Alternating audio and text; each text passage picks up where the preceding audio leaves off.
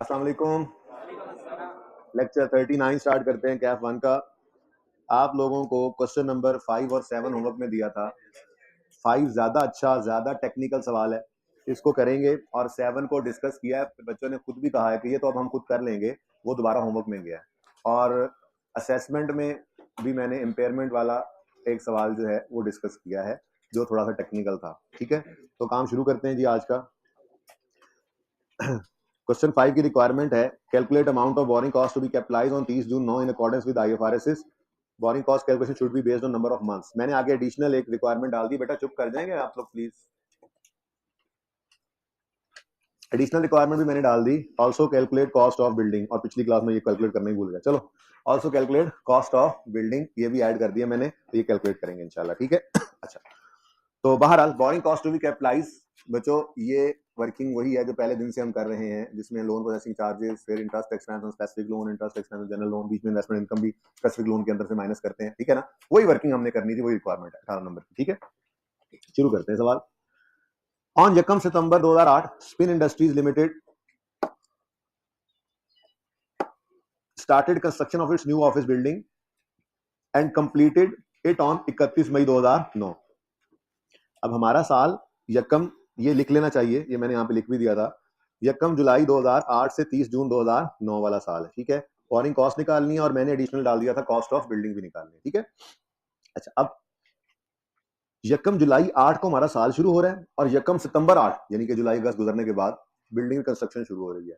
30 June 9 पे हमारा साल खत्म हो रहा है, और 31 मई 9 पे साल खत्म होने से एक महीना पहले बिल्डिंग खत्म भी हो रही है, यानी हमारे साल के अंदर अंदर ही है ये बिल्डिंग का शुरू होना भी और खत्म होना। ठीक है। The payments made to contractor were as follows. Payment भी आ रही है, यकम सितंबर, यकम दिसंबर, यकम फरवरी, यकम जून। In addition to above, SIL पेड 8 million on यकम सितंबर 8 for obtaining a permit fee. ये इसी को देखकर तो मैंने एडिशनल वो डाली थी रिक्वायरमेंट, लेकिन फिर मैं एंड पे भूल गया कॉस्ट निकालना। ये परमिट फी कहाँ आती है? Cost of asset, borrowing cost में नहीं आती। अच्छा, अब अगर आप इस सवाल की रिक्वायरमेंट की बात करें तो बोरिंग कॉस्ट भी कैपिटलाइज में आपने इसको इग्नोर करना था, और रिसीट पेमेंट में आपने माइनस करना था एज अ पेमेंट। ठीक है ना, लेकिन जब मैंने रिक्वायरमेंट ऐड कर दी, एसेट वाली भी रिक्वायरमेंट ऐड कर दी, तो अब मुझे वो भी नजर आ जाएगा कि इसने कहां नजर आना था, कॉस्ट ऑफ एसेट के अंदर नजर आता है। ठीक है ना, ओके। अच्छा, तो इस चीज का इंतजार था हमें। कितने लेक्चर्स हुए हैं हमारे? टोटल 4 हुए हैं गालिबन। ये आज 5वां लेक्चर है बोरिंग कॉस्ट का। पहले दिन, दूसरे दिन इन्वेस्टमेंट इनकम आया, तीसरे दिन जनरल लोन आया, आज चौथा दिन है, आज चौथा लेक्चर है गालिबन। अच्छा, वैसे ना एक कॉन्सेप्ट, ये सवाल जितना हमने पढ़ लिया ना कल तक, प्रोग्रेस बिलिंग के कॉन्सेप्ट के अलावा सारा कुछ हमने पढ़ लिया हुआ है। ये आज का सवाल करने के बाद फिर 2 सवाल होमवर्क में है।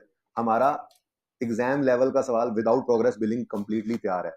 मैं प्रोग्रेस बिलिंग आज करवा सकता था, लेकिन मैंने सिर्फ रीइंफोर्समेंट ऑफ प्रीवियस कॉन्सेप्ट्स के लिए आज का दिन खाली छोड़ दिया, और ये मुश्किल सवाल कर रहे हैं जिसके अंदर वही काम जो हम पिछले 3 दिन से सीख रहे थे, जो पावर वाले सवाल में जाते जाते तेजी में किया था, सुकून से दोबारा करेंगे यहाँ पे। तो आज का दिन इस पे लग जाएगा, और कल का दिन भी हाफ शायद इसी पर लग के फिर मैं प्रोग्रेस बिलिंग एंड पे आपको समझा दूं, और फिर परसों का दिन इसको कंक्लूड कर देंगे। वैसे ये खामखा लंबा गया मैंने कहा इस टॉपिक को जरा एक आध दिन, ताकि आप थोड़ा सा आप जो है वो रीइंफोर्स कर लें चीजों को, थोड़ा सा संभल जाएं जितना पढ़ा है उसके अंदर। ठीक है ना, वरना आज प्रोग्रेस बिलिंग हो जाती है और टॉपिक कल नया शुरू कर लेते हैं। लेकिन कोई नहीं, आज का दिन भी रखते हैं, कल का दिन भी रखते हैं, परसों फिर देखेंगे नए टॉपिक को शुरू करना है, नहीं, ताकि ये पक्का हो जाए। बोरिंग कॉस्ट पिछली से पिछली अटेम्प्ट में आया था। ठीक है, ये वाला सवाल पेज नंबर 286 के ऊपर, ये क्वेश्चन 1 उन्होंने गलती से लिख दिया था, इसको क्वेश्चन 8 कर दें। ये आपका आज का होमवर्क भी है। ये इतना आसान सवाल है कि आप 10-12 मिनट में कर लें। मार्च 22 के अंदर ये 8 नंबर का सवाल आया था, मार्च 2022 में, पिछली से पिछली अटेम्प्ट में। ठीक है, क्वेश्चन नंबर 8, बुलान पाकिस्तान लिमिटेड। ठीक है जी, सही है। ये आपने आज के होमवर्क में करना है। बेटा बोल क्यों रहे हैं आप लोग? जब मैं बोल रहा हूँ तो उसको सुने ना एक बार। आपस में फीमेल स्टूडेंट्स बोलना शुरू कर देती हैं, पता नहीं कभी खा के आती हैं। पेज 286 नई बुक में होगा, जाहिर सी बात है। मार्च 22 में ये क्वेश्चन जो आया है, बुलान पाकिस्तान लिमिटेड, ये आपका होमवर्क है। ठीक है, पिछली अटेम्प्ट में ये नहीं आया है, इसलिए एक्सपेक्ट कर सकते हैं आप कि आपको इस अटेम्प्ट के अंदर ये फिर देखने को मिल जाए। ठीक है, चले। 7 भी आपका होमवर्क ही है, लेकिन डिस्कशन के बाद जाहिर सी बात है मैं आपको इसको भी दोबारा होमवर्क में दूंगा, लेकिन ये इंशाल्लाह आप लाजमी कर लेंगे अल्लाह ने चाहा तो, जब स्पिन इंडस्ट्रीज पूरा डिस्कस कर लेंगे। ठीक है, चले यहाँ पे वापस आए। तो कहाँ थे हम जी? हम थे परमिट फी पे। चलें वापस आ गए जी। परमिट फी एसेट कॉस्ट में ऐड होनी है। फिर कहता है the project was finance through following sources. Project को जो हमने बनाया है उसके लिए पैसे अरेंज किए, वो कहाँ कहाँ से किए? नंबर 1, ऑन यकम अगस्त a medium term loan of 25 was obtained specifically for construction of building. ठीक है, वो स्पेसिफिक लोन है. ठीक है, स्पेसिफिक लोन है, बोलो. The loan carried markup of 12% payable semi annually. एक तो इस पेएबल को जरा आज ना इस पेएबल का कांटा तो आज निकाले ना. ये पेएबल क्या होता है, इसका मतलब क्या होता है? सेमी एनुअली 6 महीने बाद, हर 6 महीने बाद इंटरेस्ट पेएबल होगा, और फिर हर 6 महीने का इंटरेस्ट पेएबल होगा, और फिर सारी जिंदगी का इंटरेस्ट पेएबल होगा. ये मतलब होता है इसका. यानी हर 6 महीने बाद आप एंट्री पास करेंगे, interest expense debit interest payable credit, फिर अगले 6 महीने पेबल क्रेडिट, फिर पेबल क्रेडिट, फिर पेबल क्रेडिट, फिर पेबल क्रेडिट, फिर पेबल. पे करना ही नहीं है, पे करना ही नहीं है ना, लिखा हुआ है पेबल होगा. ये मतलब होता है इसका. खुदा के लिए ये मतलब नहीं लेना, मैंने पहले दिन भी शायद आपको बताया था. ये मतलब होता है स्पिन इंडस्ट्रीज वाले बैंक के पास गए, उन्होंने कहा हमें एक लोन चाहिए है. बैंक ने कहा 25 मिलियन का लोन देंगे, 12% इंटरेस्ट रेट होगा जो कि पेएबल होगा हर 6 महीने बाद. ये एग्रीमेंट के वक्त उन्होंने कहा था. अगर सवाल और कोई अबनॉर्मैलिटी ना बताए तो इसका मतलब ये होता है कि एग्रीमेंट में ये बात हुई थी और ये फिर इसी तरह से ड्यूली उन्होंने फॉलो भी की होती है. ठीक है, इस पेएबल से खुदारा कभी भी ये मतलब ना लेना कि इसका मतलब होता है ये पेएबल. मतलब होता है ये एग्रीमेंट में बैठकर उन्होंने लिखा था, जब डे 1 पे वो इकट्ठे हुए थे, उन्होंने ये बैठकर डिसाइड किया था कि 25 मिलियन का लोन होगा, उसका इंटरेस्ट 12% के हिसाब से होगा जो हर 6 महीने बाद पेएबल होगा. ये स्टार्ट में बैठ के तो पेएबल ही कहते हैं ना. ठीक है, और फिर किस्तें भी पे होंगी, आगे लिखा हुआ है. तो वो एग्रीमेंट के वक्त जो लिखा जाता है वो फिर ड्यूली फॉलो किया जाता है उसी तरह से जैसे लिखा हुआ है. ठीक है, टाइम पे आया करो, बैठ जाओ आज. अच्छा, अब the loan carried markup of 12% payable semi annually. A commitment fee, सुभान अल्लाह, a commitment fee of 0.5 of the amount of loan was charged by the bank. ये क्या है? वो लोन प्रोसेसिंग चार्जेस वाली लाइन जो है उसके अंदर कमिटमेंट फी आ जाए या कोई लोन प्रोसेसिंग चार्जेस को बैंक कमीशन, उसकी जगह हमने पहले ही बनाई हुई थी. इसका इंतजार था, ये भी आ गया. बड़ा जबरदस्त सवाल है, सिवाय सस्पेंशन के सब कुछ ही था इसमें. ठीक है, सस्पेंशन 7 में. अच्छा, तो थोड़ा कॉन्फिडेंस मिला कि यार हमने सब कुछ पढ़ा हुआ है. ठीक है, इस सवाल, ये सवाल के अंदर जो चीजें हैं वो जाहिर है इस सवाल के करने के बाद ही आपको आनी है. ये किस्तों वाला लोन अभी तक नहीं देखा था, आज सवाल करवाऊंगा, ये भी आ जाएगा. तो थोड़ा कॉन्फिडेंस तो आ रहा होगा कि पास पेपर के सवाल हम कर रहे हैं और वही चीजें हैं जो हमने पढ़ी हुई हैं. तो बस खुद से फाइट करना. कितने बच्चों ने अटेम्प्ट किए थे ये सवाल? आज कुछ बेहतरी है माशाल्लाह, काफी बेहतरी है. आज बराबर है आप सुबह वालों के. हाइब्रिड वालों ने नहीं हाथ खड़े करके बताया. हाँ, हाइब्रिड जीत गया सुबह वालों से, हाइब्रिड आप लोगों का जीत गया जी. तो मार्क्स इंटू 1.8 करना सिर्फ आई कैप के पर्चे के लिए नहीं है. मार्क्स इंटू 1.8 करना हर क्लास टेस्ट असेसमेंट के लिए है. मार्क्स इंटू 1.8 करना हर होमवर्क के क्वेश्चन के लिए भी है. ये घड़ी आपके पास होनी चाहिए, वरना वॉल क्लॉक होनी चाहिए उस वॉल पे जिस कमरे में बैठ के आप पढ़ते हैं. और आपने हर बेटा साथ साथ हो जाएंगे, इस रो वाले साथ साथ होकर बैठे, शब शब जल्दी जल्दी जल्दी.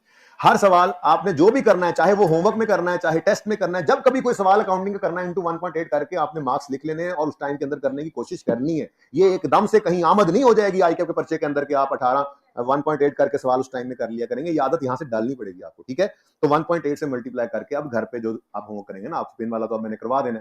अब दोबारा आप जो ग्रेनाइट नाइट वाला करेंगे या बुलान वाला करेंगे, तो मार्क्स इंटू 1.8 करके उस टाइम के अंदर खुद को आपने बाउंड करना है, कोशिश करनी है. ये हर रोज की प्रैक्टिस है, तब कहीं जाके आके अपने 90% पर्चा जो है वो अटेम्प्ट होता है जाके. वरना फिर वही रोना होते हैं आगे, सर पेपर पूरा अटेम्प्ट नहीं हुआ, 65% हुआ, 70% हुआ, सर रह गया पेपर.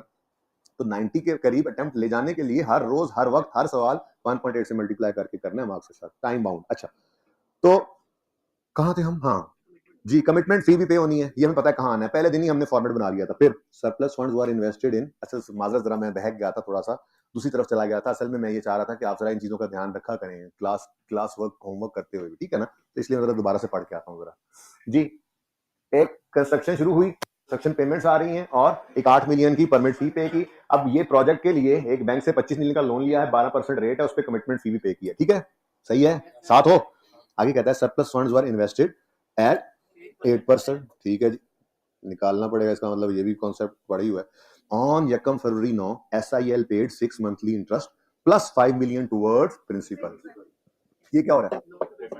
आज किस्त भी आ गई है. आज इंटरेस्ट एक ही दफा में रिकॉर्ड कैलकुलेट नहीं होगा, बल्कि 2 स्टेप्स या 3 स्टेप्स, जितने भी किस्तें पे होंगी उतनी दफा कैलकुलेट करना पड़ेगा. ठीक है ना. अब यकम अगस्त को लोन लिया है, तो यकम अगस्त से शुरू होता है पीरियड इस लोन का. अगस्त, सितंबर, अक्टूबर, नवंबर, दिसंबर और 31 जनवरी. यकम अगस्त से 31 जनवरी तक के 6 महीनों का इंटरेस्ट 31 जनवरी की शाम को भी पे हो सकता है, यकम फरवरी की सुबह भी, depending upon the agreement between bank and spin.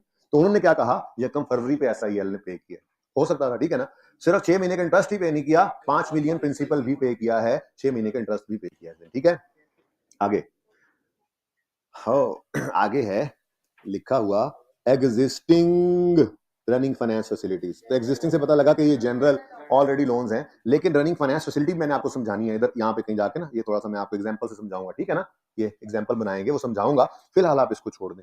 फिलहाल तो मुझे सिर्फ इतनी सी बात बताएं, जनरल लोन कहाँ गया? क्वेश्चन 17 ये रहा मेरे ख्याल से, ये तो टीपू है। ये जनरल लोन्स हमने देखे थे, पावर वाला सवाल कितने बच्चों ने घर जाके पहले किया था? ये जरूरी होता है, बहुत कम बच्चों ने किया। पहले क्लास वर्क वाला सवाल किया करें प्लीज, प्लीज इसको जेहन में रख लें। ये 3 जनरल लोन्स थे, जिस दिन आया लोन, जिस दिन गया लोन, जितना इंटरेस्ट रेट पे किया नहीं किया, कोई हमने ऐसी बात देखी थी इस जनरल लोन की? बोलो, ऐसा कुछ भी नहीं देखा था। हमें तो इन जनरल लोन चाहे 3 हो चाहे 300 हो, हमें इनसे सिर्फ एक रेट की रिक्वायरमेंट होती है, वो एवरेज रेट निकाल ले, बाकी ये सब हमारे लिए छान बुरा होता है। फिर जनरल लोन की डिटेल, फिर तो हमें अमाउंट ऑफ पेमेंट चाहिए जो जनरल लोन से निकलकर प्रोजेक्ट में लगी, और एवरेज रेट चाहिए और डेट ऑफ पेमेंट चाहिए, दैट्स इट। तो अमाउंट ऑफ पेमेंट और date of payment receipt payment schedule से मिल जाती है, और रेट अगर मल्टीपल लोन्स हो तो हम एवरेज निकाल लेते हैं। बाकी हम इस पूरी डिटेल को, जनरल लोन 1 किस दिन आया, किस दिन गया, कितना इंटरेस्ट है, क्या हो रहा है, क्या, हमें किसी से कोई परवाह लेना देना नहीं है। बस इस पूरी इंफॉर्मेशन से हम क्या निकालते होते हैं? अब कल वाला सवाल यानी हफ्ते में जो सवाल किया था उसमें मैंने यही तरतीब रखी थी, इंटरेस्ट एक्सपेंस और स्पेसिफिक लोन भी निकाल लिया था, फिर मैंने रिसीट पेमेंट स्केड्यूल भी बना दिया था, इन्वेस्टमेंट इनकम भी निकाल ली थी, जनरल लोन में अमाउंट ऑफ पेमेंट मिल जाती है रिसीट पेमेंट से, वो भी लिख दिया था, पीरियड भी लिख दिया था, सिर्फ एंड पे छोड़ दिया था क्या? जनरल लोन का रेट एवरेज, तो हमने एंड पे निकाल दिया था। तो उसी को मैं कंटिन्यू करूंगा ये बताने के लिए आपको कि जनरल लोन्स की जो डिटेल है, ये जो पूरी डिटेल है, ये सारी डिटेल मुझे चाहिए सिर्फ जनरल लोन का एवरेज रेट निकालने के लिए, तो वो बस एंड पे निकाल लेंगे भाई। फिलहाल तो इसको मैंने डिब्बे में बंद कर देना, चलो इसको डिब्बे में संदूक में बंद करके रख दो, पूरा सवाल कल की तरह कैलकुलेट कर लेंगे, और एंड पे जाके रेट निकालने के लिए ये वाली वर्किंग जो करते हैं, ये वर्किंग करके फिर इस डिब्बे को सॉल्व कर लेंगे। फिलहाल अभी हमने इसको कुछ नहीं करना, पूरा सवाल हमने इसके बगैर ही कर डालना। तैयार है? ठीक है, चले। यानी कि इसका मतलब ये हुआ कि हमारा सवाल फिलहाल इस डब्बे के अलावा है, समझो ये डब्बा ये पेटी में डाल दो, ठीक है ना। अब ओके, ये वर्किंग तो यहीं करते हैं, ये कर लेते हैं जी। Specific loan, for specific loan होता है ना ये कमेंसमेंट। फॉर जनरल लोन क्या रूल था जरा याद कराना मुझे? For general loan first payment नहीं भाई, date of payment from general loans, और सीजेशन होती है वर्क कंप्लीशन पर इसकी भी, ठीक है ना। तो फिर स्पेसिफिक लोन के लिए सिर्फ ये रूल ये बताया हुआ आपको, ठीक है ना, कि कमेंसमेंट करते हैं लेटर से और सीजेशन वर्क कंप्लीशन पे। जनरल लोन के लिए कोई लेटर शेटर नहीं है, डेट ऑफ पेमेंट से सीजेशन तक, ठीक है, वर्क कंप्लीशन तक। ओके, अच्छा, अब स्पेसिफिक लोन की बात करते हैं, 25 मिलियन वाला लोन, ठीक है। इसके लिए हम ये बातें भी साथ साथ लिखते जाते हैं और सवाल भी साथ साथ सॉल्व करते चले जाते हैं, ठीक है। ऑन यकम सितंबर 2008 spin industry started construction, work started किस दिन? 1 सितंबर 2008। आगे, एंड कंप्लीटेड इट ऑन 31 मई, चलो ये भी लिख लें, जो तरतीब में आती जा रही है, डेट पहले से जो लिखा हुआ है वो लिखते जा रहे हैं। 31 मई 2000 सॉरी 9 31 मई 2009 पर हमने इसको कंप्लीट कर लिया, ठीक है। सब जाग रहे हैं? पक्की बात है? अच्छा, बहुत से ज्यादा इंपॉर्टेंट सवाल है। अच्छा, उसके बाद द पेमेंट्स मेड टू ठेकेदार वर एज फॉलोज, यकम सितंबर 2008 फर्स्ट पेमेंट 2008 और फिर पेमेंट्स आ गई 10, 15, 12, 9। In addition to above payments SIL paid a fee of 8 million for obtaining a permit, वो भी यकम सितंबर को ही पे की हमने, LDA को पेमेंट की थी, ठीक है। अगर ये फर्स्ट सितंबर से पहले होती तो शायद फर्स्ट पेमेंट में ये ना आ रहा होता, क्योंकि ये फर्स्ट पेमेंट भी तो कंस्ट्रक्शन के हिसाब से पेमेंट की थी ना हमने, इसी प्रोजेक्ट की पैसा इस्तेमाल हुआ, लेकिन शुक्र है एक ही दिन है, शुक्र है एक ही दिन है, ठीक है। आगे, ऑन यकम अगस्त 2008 a medium term loan was obtained, loan received यकम अगस्त। चलो जी, तो कमेंसमेंट फिर किस दिन बनेगी? अगस्त को फिर मारें गोली, बल्कि गोला, और यकम सितंबर से कमेंसमेंट ऑफ कैपिटलाइजेशन करें और 31 मई पर सीजेशन कर दें। यकम सितंबर से सितंबर, अक्टूबर, नवंबर, दिसंबर, फिर जनवरी, फरवरी, मार्च, अप्रैल, मई बस 9 मंथ्स, ठीक है। तो कितने महीने? 9 months capitalisation of borrowing cost होगी स्पेसिफिक लोन की। जनरल लोन तो अभी सामने आया ही नहीं, ठीक है। चलो ये काम हो गया। अब पता तो चले क्या करना है हमने। तो सबसे पहले रिक्वायरमेंट क्या है? Requirement borrowing cost to be capital, अपनी वर्किंग करेंगे। Borrowing cost to be capitalised सबसे पहली चीज इसमें क्या है जी, लोन प्रोसेसिंग चार्जेस। जितने दिन से लिख रहे थे आज जाके काम आया। चलो खैर पहले फॉर्मेट पूरा बना लेते हैं। लोन प्रोसेसिंग चार्जेस, जिनको नजर नहीं आ रहा उनके लिए बोल भी रहा हूं। लोन प्रोसेसिंग, वैसे नजर आ रहे हैं एंड तक? एंड वाले भाई तुम जगह बदल लो अपनी जी। लोन प्रोसेसिंग चार्जेस, ठीक है। नेक्स्ट है जी interest expense on specific loans.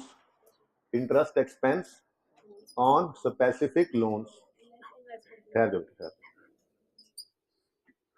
अच्छा, अभी जितने सवाल अभी तक हमने किए पिछले 3-4 दिन में, उसमें हम यहाँ पर जो इंटरेस्ट एक्सपेंस निकालते थे, पता नहीं 3 दिन ही हुए मेरे ख्याल से। तो पहले दिन हमने इन्वेस्टमेंट, खैर जो ना मुझे हिसाब लगाना, पहले दिन इन्वेस्टमेंट इनकम नहीं थी, उसके बगैर बोरिंग कॉस्ट किया।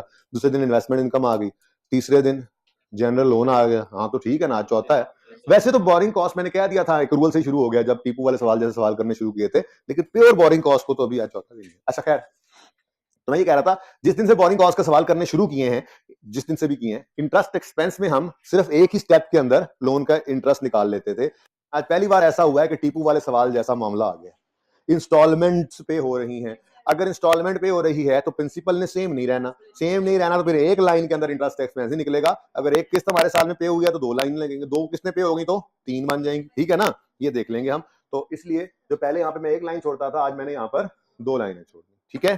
तो सही है, आप 3 छोड़ दिया करना, ऐसे कभी किस्त आ जाए तो 3 छोड़ देना। उसके बाद लेस करते होते हैं हम investment income, less investment income इनको में, ठीक है जी। इसके लिए भी 2-3 लाइनें हम छोड़ दिया करते हैं। और उसके बाद interest expense on general loan. तो इंटरेस्ट एक्सपेंस, ये मैं वैसे ही गुलदार लगाता हूँ, मैं बता रहा हूँ ये एक्सपेंस है, ये लेस इनकम, फिर ये एक्सपेंस आ गए। Interest expense on general loans, ठीक है। वो एंड वाले कोने वाले भाई आपको नजर नहीं आ रहा, सीट बदल लो अगर नजर नहीं आ रहा तो, ठीक है ना। इससे ज्यादा बड़ा फिर मैं क्या लिखूं, फिर वो बोर्ड भी नहीं ना मैनेज होता बेटा, ठीक है। तो यहां पे करके कहीं पे आपके जो असल रिक्वायरमेंट थी परिचय में आई कैप ने जो दी थी वो पूरी हो जाएगी। बोरिंग कॉस्ट भी कैपिटलाइज निकल आएगी, ठीक है जी। उसके बाद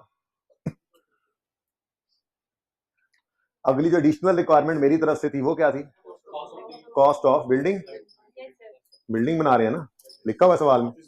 हाँ बस ऑफिस तुम लिख लेना आप, ठीक है। इसके अंदर कंस्ट्रक्शन कॉस्ट आया करती हैं, ये एडिशनल है, not required in paper by ICAP. तो परिचय में ना लिखते रहना, ये तो मैं आपको वैसे करवा रहा हूँ, ठीक है ना। एडिशनल परमिट फी या मैप फी आती है तो आज आ गई है, ठीक है, ये भी ऐड होती है। कोई कंसल्टेंट फी हो टेस्ट में वो भी आ सकती है, आ जाए हो सकता है, लेकिन अब हम तैयार हैं। और बोरिंग कॉस्ट, टेस्ट वाले सवाल बोरिंग कॉस्ट ऐड करनी थी प्लांट में, है ना। पकड़ा गया अब तू लेट आते हुए, अब कैमरे के आगे से गुजरेगा तो इतना लंबा बेशरम आदमी। अच्छा अच्छा,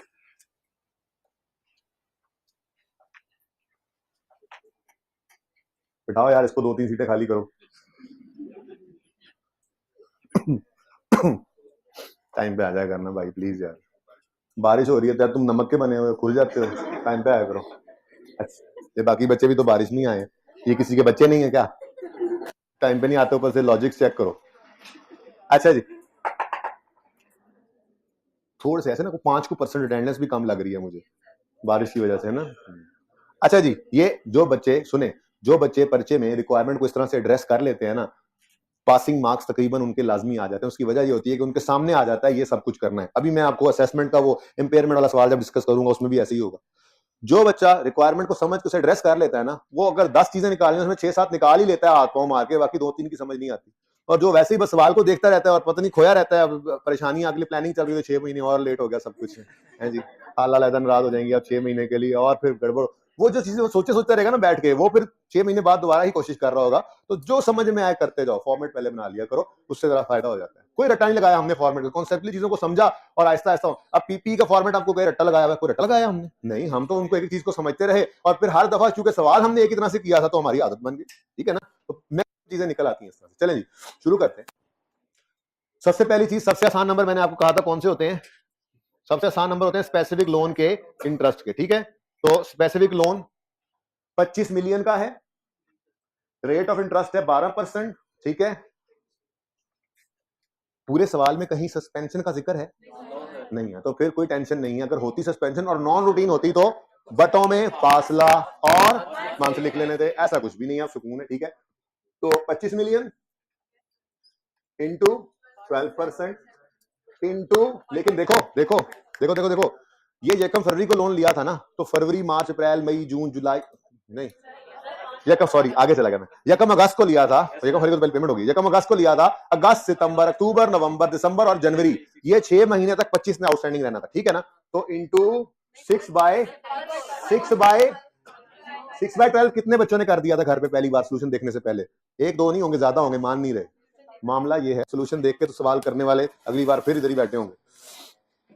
मामला ये है, हमने लोन तो लिया था यकम अगस्त को, और लोन की प्रिंसिपल अमाउंट जो है वो कुछ थोड़ी सी पे भी हुई है इधर कहीं पे, ये यकम फरवरी पे थोड़ी सी रीपे भी हुई है, लेकिन लोन यूं कह सकते हैं कि आउटस्टैंडिंग ही रहा। यानी बैंक ने लोन की मद में इंटरेस्ट जो लेना होगा वो 6 महीने और फिर 5 महीने, टोटल 11 महीने का इंटरेस्ट लेगा बैंक, अगर आज जाके लोन कैंसिल करा दो तो 11 महीने का लेगा ना।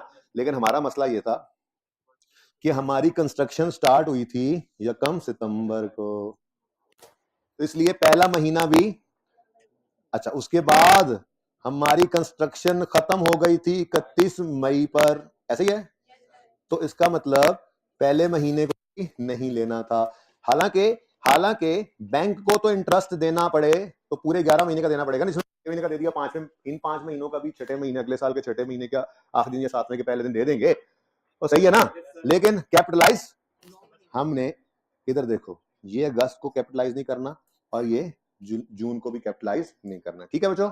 इसका मतलब ये हुआ कि यकम सितंबर से, यहां ले दो, यकम सितंबर से 31 मई तक का इंटरेस्ट कैपिटलाइज होना था, ठीक है। तो ये जो 6 महीने थे यकम अगस्त से 31 जनवरी तक, ये इंटरेस्ट बैंक को तो 6 महीने का ही पे करना है, लेकिन हमने एसिडी कॉस्ट में कितना डालना है? 5 महीने का। पहले 1 महीने का हमने जमाई लेकर एक्सपेंस में डाल देना, ठीक है, सही है जी, ओके। तो ये 5/12, ये 5/12 कौन कौन से मंथ्स हैं? ये मैं इसलिए लिख रहा हूं, सस्पेंशन है, वैसे आपको समझाने के लिए लिख रहा हूं। सितंबर, अक्टूबर, नवंबर, दिसंबर और जनवरी। अगस्त का नहीं लेना इंटरेस्ट यहां पे, क्योंकि अगस्त में तो प्रोजेक्ट स्टार्ट ही नहीं हुआ ठीक है ना। आगे चलते हैं, आगे चलते हैं, अब ये यकम फरवरी को 5 मिलियन रीपे हो गया। अब बैलेंस आउटस्टैंडिंग कितना बन गया जी? 20 हो गया। अब ये चेंज होकर 20 मिलियन हो गया, और ये 5/12, फरवरी मार्च अप्रैल मई जून बनता तो 5 का था जो एक्सपेंस में जाना है टोटल, लेकिन 4 का एसेट में डाल दो और 1 का एक्सपेंस में फेंक दो, ठीक है, ओके। 4/12 ये कौन कौन से मंथ्स हैं? फरवरी, मार्च, अप्रैल और मई, टोटल आ गया जी 2 पॉइंट। ये ना 3 डेसिमल तक चलेंगे हम, उसकी वजह सिर्फ ये है कि कुछ बच्चों ने ना 1000 में, ऐसे तो ना मुझे समझ आनी है ना एग्जामिनर को समझ आनी है बेटा। अच्छा, वही नए वाला नोट करना। 2 बातें बता दूं,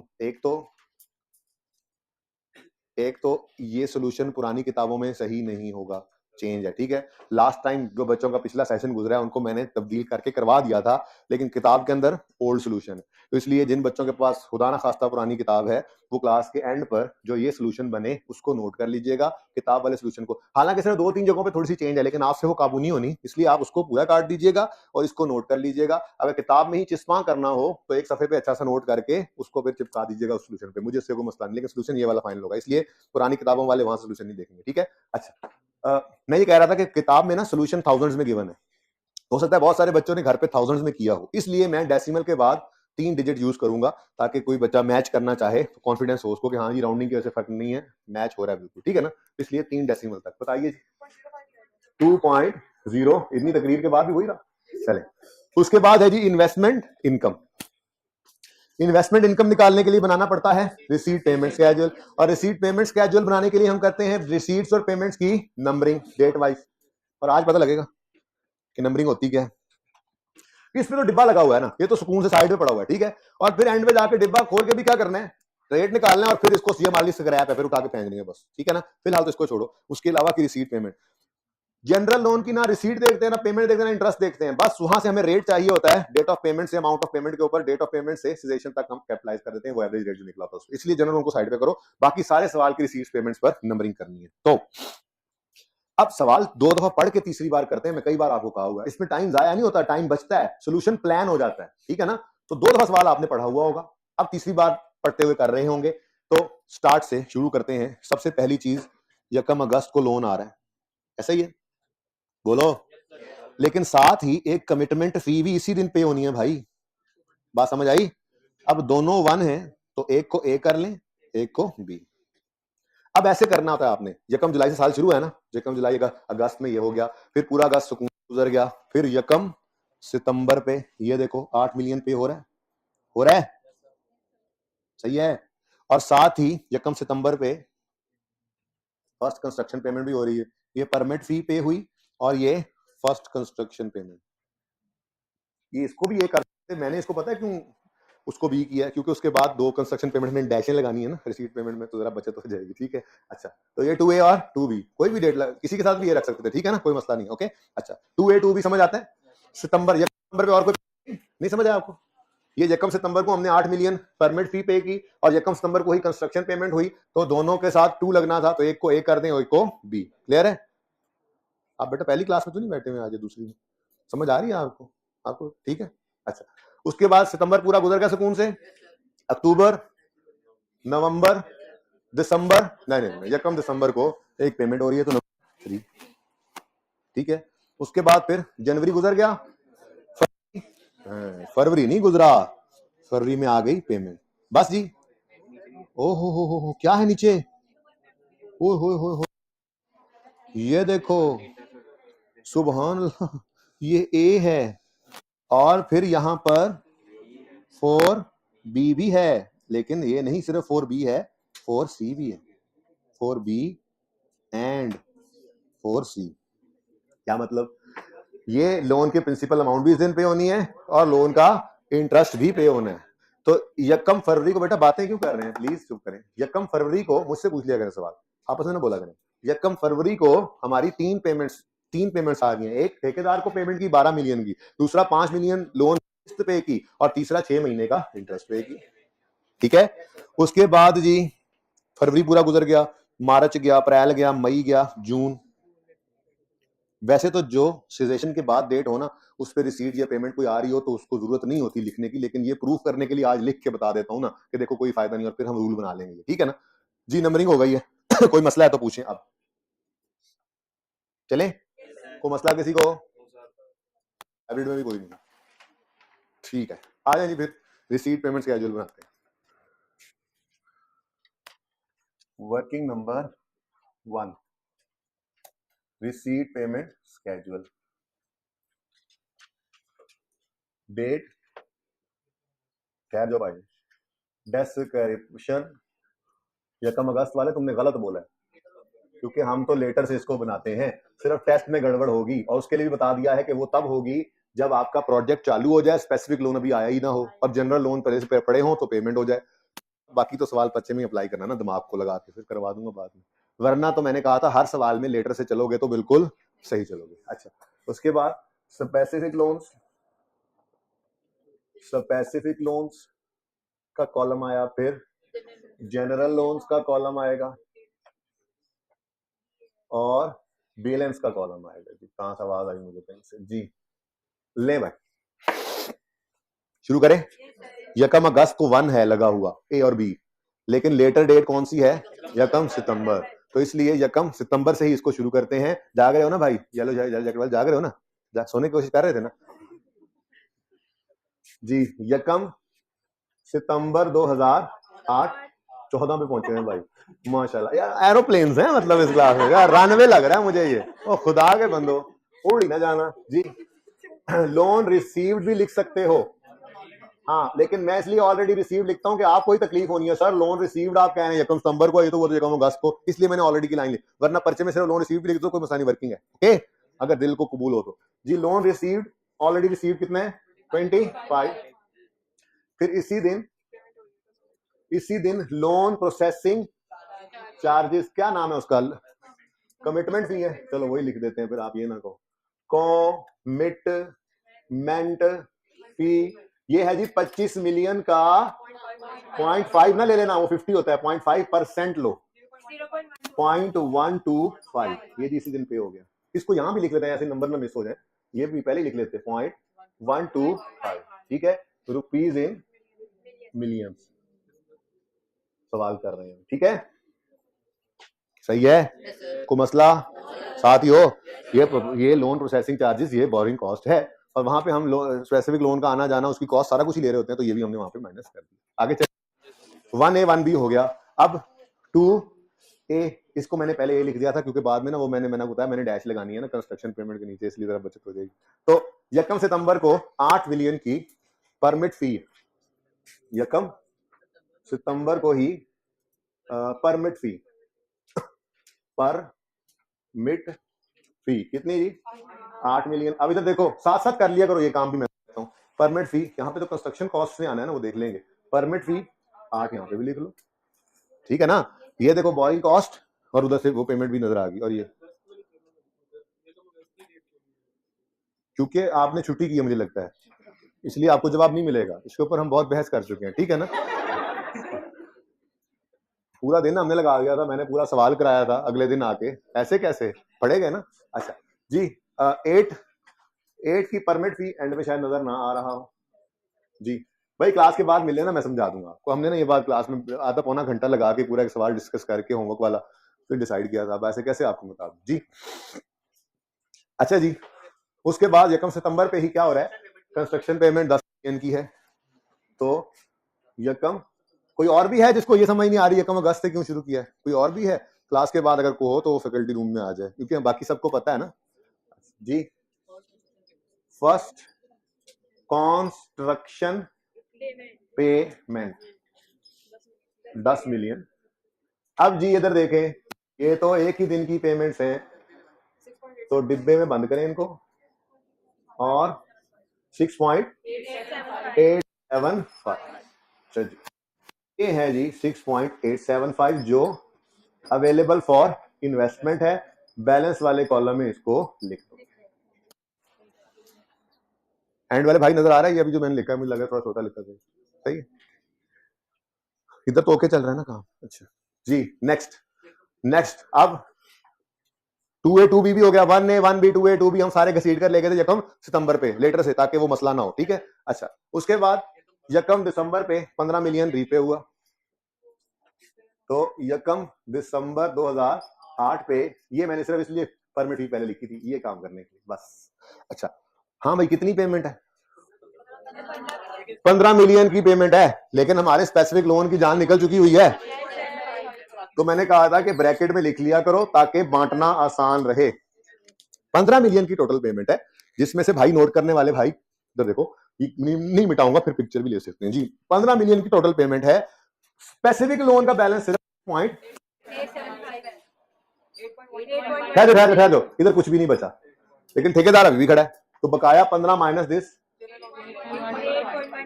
ये हमारा जनरल लोन।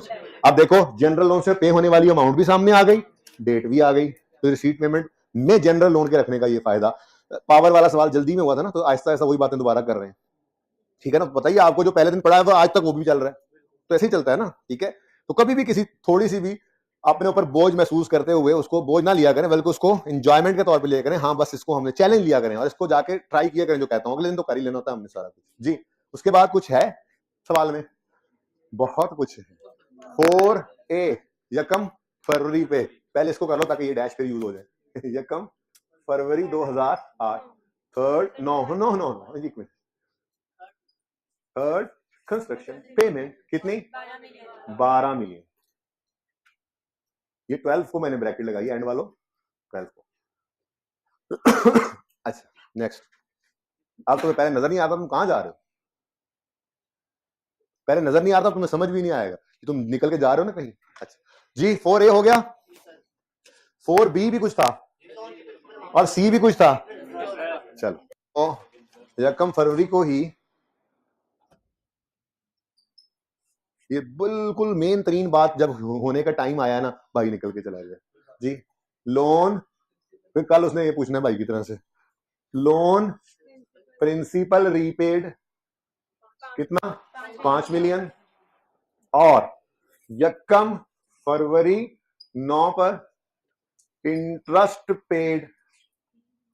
अब पे तो 6 महीने का किया है नो डाउट, लेकिन एक बात समझें और मुझे भी समझाएं, हमने अगस्त सितंबर अक्टूबर नवंबर दिसंबर जनवरी इन 6 महीनों का इंटरेस्ट पे किया है यकम फरवरी को, एम आई राइट? लेकिन हमने क्या 6 महीनों का इंटरेस्ट एक्सपेंस कैपिटलाइज भी किया हुआ? हमने यहां पर 5 महीनों का इंटरेस्ट कैपिटलाइज किया है ना, इंटरेस्ट एक्सपेंस फॉर कैपिटलाइजेशन निकालते हुए 5 महीने इस्तेमाल किए हैं, तो यहां पर भी फिर पेमेंट 5 महीनों की ही लेनी है। बैंक को तो 6 महीने की पेमेंट करनी है, बैंक को तो यहां पे भी तो बैंक को 6 महीने की पेमेंट करनी थी। बात समझिएगा, यही चेंज है जो आप पुराने बच्चों को शायद नजर आए, लेकिन पुराने बच्चों को लास्ट टाइम सोल्यूशन ऐसे ही करवाया हुआ है, वो अलग बात है, किताब में जरा पुराना था। मेरी बात समझिए, सादा सी बात है, आपने बैंक को कितने महीने का इंटरेस्ट पे करना था? 6 का। यहाँ पे कितने महीने का अप्लाई किया? 5। तो फिर यहाँ पे पेमेंट रिसीट पेमेंट भी आप इसी के लिए बना रहे हैं ना, तो उसमें भी फिर पेमेंट कितने अस्सी की ले? 5 की। बैंक को 6 महीने का ही पे कर रहे हैं, लेकिन हमारी कैपिटलाइजेशन कितने महीनों की हुई? 5 की। तो फिर यहाँ पे भी कितने महीनों का लेना आपने? 5 महीनों का। अब अगर तो यहाँ पे फिगर नजर आ जाती तो उठा के लिख लेते, लेकिन वो क्योंकि इकट्ठा हुआ पड़ा है, सुन लो, तो फिर मैं यहाँ पर एक छोटी सी 25 मिलियन इंटू 12% इंटू वही सेम जो यहां लिखा हुआ है वही यहां पे लिखे, इंटू 5/12। जी फरमाएं। 1.25 मिलियन, ठीक है जी। इधर देखो ना, मैंने कहा सेम ये फ्रैक्शन उठा के वहां पे लिखो, ये सितंबर अक्टूबर नवंबर दिसंबर जनवरी है ना, तो ये भी वही सितंबर अक्टूबर नवंबर दिसंबर और जनवरी होना चाहिए, ठीक है, क्लियर है ये बात? अब फरवरी की, ये सबसे मेन बात हमने अभी अभी की है, साथ हो जाओ, और आप रह गए हो। क्या होगा तुम्हारा, क्या होगा तुम्हारा, अब क्या होगा जी? डिब्बे में डिब्बा और नहीं है केक, बोलो 18.25। इसको क्यों टोटल करते हैं जी? हाँ एक ही डेट है। अब फायदा देखो कितना होना है, सबको सब साथ वालों को जगा दें, इन तीन को अलग अलग रेट लगा के मंथ से मल्टीप्लाई करने की बजाय एक ही दिन एक ही पेमेंट है, तो टोटल कोई उठा लेंगे तो उससे फायदा हो जाएगा, पर माइनस का साइन लगा देंगे पेमेंट।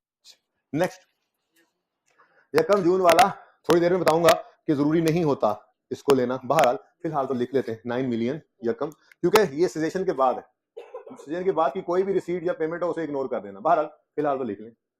फोर्थ, कंस्ट्रक्शन पेमेंट कितनी जी? 9 million. Receipt payment is over. Enjoying spin industries और it is spinning you, spin bowling ही ले गई हमें है बाबर। अच्छा जी, गुगली नहीं पिक हुई, हद हो गई यार। अच्छा भला सवाल समझ आ रहा था, कोई बात नहीं यार, एक ने तो हारना ही था, वो हम थे। अच्छा खेले हैं, नो अच्छा खेले यार, खैर है, बस छोड़ो, फाइट उन्होंने आखिरी बॉल तक किया है, तो अगर शाहीन अफरीदी अनफिट ना होता तो शायद हार फिर भी जाते, मैं हंसने की बात नहीं कर रहा, लेकिन बहरहाल एक पिक्चर डिफरेंट होती और चांस 50-50 होता, बट कोई बात नहीं, किस्मत। चलिए छोड़े, वापस आए स्पिन इंडस्ट्रीज। ओ भाई इतनी ज्यादा वर्किंग्स करने के बाद इन्वेस्टमेंट इनकम के लिए तो सिर्फ एक ही फिगर निकली है, 6.875 अवेलेबल है यकम सितंबर से, पूरा सितंबर पूरा अक्टूबर पूरा नवंबर, नहीं फिर है 6.875 मिलियन इन्वेस्ट करना है, इन्वेस्टमेंट का रेट सवाल में दिया हुआ है 8%, और महीने यहां पर अब निकल आए पूरा सितंबर पूरा अक्टूबर पूरा नवंबर, दिसंबर नहीं लेना, तो ये 3/12। नहीं समझ आई इस बात की? अच्छा जी, 0.138, 3 डेसिमल तक चलना है, ये 0 है ना इसलिए था नहीं जी। अब इनको नेट फरमाएं, 1.912, ठीक है। अब क्या रह गया? General loan.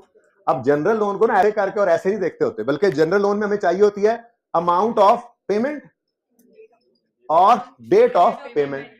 अमाउंट को जनरल वो बोरिंग के एवरेज रेट लगाकर डेट ऑफ पेमेंट से सीजेशन तक ले आते हैं, वर्क कंप्लीशन तक, ठीक है। ऐसे ही इस 18.125 के लिए ये है यकम फरवरी, और ठीक है, और इस 9 के लिए है यकम जून। अब मैं जो कह रहा था, चलो बाद में कहता हूं, पहले जरा ये कर लें जी। अब जनरल लोन पे आए तो 8.125 इंटू, वो अभी नहीं पता, अभी नहीं पता, कोई बात नहीं, बाकी काम तो कर लें। यकम दिसंबर को पेमेंट हो रही है, दिसंबर, जनवरी, फरवरी, मार्च, अप्रैल, मई, कितने मंथ्स? 6 मंथ्स, 6/12, बटे छटे फासले से नहीं लगाने क्योंकि सस्पेंशन नहीं। नेक्स्ट 18.25 इंटू, रेट अभी नहीं है हमारे पास, निकल आएगा, इंटू यकम फरवरी, फरवरी, मार्च, अप्रैल और मई, 4/12। अब मैं जो कह रहा था जबानी कि सेजेशन के बाद अगर वर्क कंप्लीशन हो जाए उसके बाद कोई रिसीट या पेमेंट उसे इग्नोर कर देना, क्यों कह रहा था खुद देखो।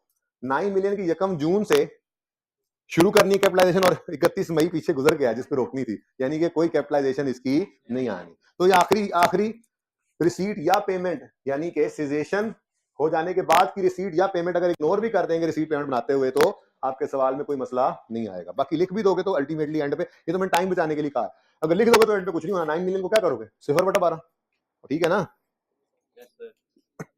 अच्छा अब रह क्या गया जी, सिर्फ सारा सवाल हो गया, सिर्फ ये रेट रह गया। अब इसमें थोड़ी सी एक चीज टेक्निकल है जो हट के है, जो उससे पहले कभी नहीं आई ना उसके बाद कभी आई, ठीक है। तो ऐसी चीज अगर मिसाल के तौर पे बच्चों से कैलकुलेट नहीं होती तो 18 में से क्या 8 नंबर आएंगे? नहीं बेटा, इसके नंबर थे, इसके नंबर थे, इसके नंबर थे, इसके नंबर थे, फिर इसके नंबर थे, फिर ये लिखने के नंबर थे, फिगर निकाली, ये लिखने के नंबर थे, सिर्फ एक रेट नहीं है तो हो सकता है 1-1.5 नंबर कट जाए, वो सही है ना, अकाउंटिंग है, इसलिए ऐसी बात कभी भी ना सोचा करो, ठीक है। अच्छा अब देखें, आप पूरा सवाल हमने कर लिया, हमने कहीं पे जनरल लोन को यूज किया, कितना था, किस दिन आया, कितना रेट है, कहीं पे यूज किया? इसका मतलब जनरल लोन की सारी इंफॉर्मेशन सिर्फ इसके निकालने के लिए होती है, वरना अमाउंट ऑफ पेमेंट हमें यहां से मिल जाती है, ऑफ पेमेंट यहां से मिल जाती है, और हम सारा कुछ कर लेते हैं। जनरल लोन में तो सिर्फ रेट चाहिए होता है, ठीक है, और सही है। तो चलो अब रह क्या गया है ये डिब्बा। अब संदूक खोलें भाई, खोलें संदूक जो छुपा के रखा हुआ था, लेकिन उस संदूक खोलने से पहले जरा इधर आ जाए। ये भी दोबारा लिख लेंगे, पहले रनिंग फाइनेंस फैसिलिटी या बैंक ओवरड्राफ्ट फैसिलिटी क्या होती है ये एक एग्जांपल से समझते हैं, ठीक है।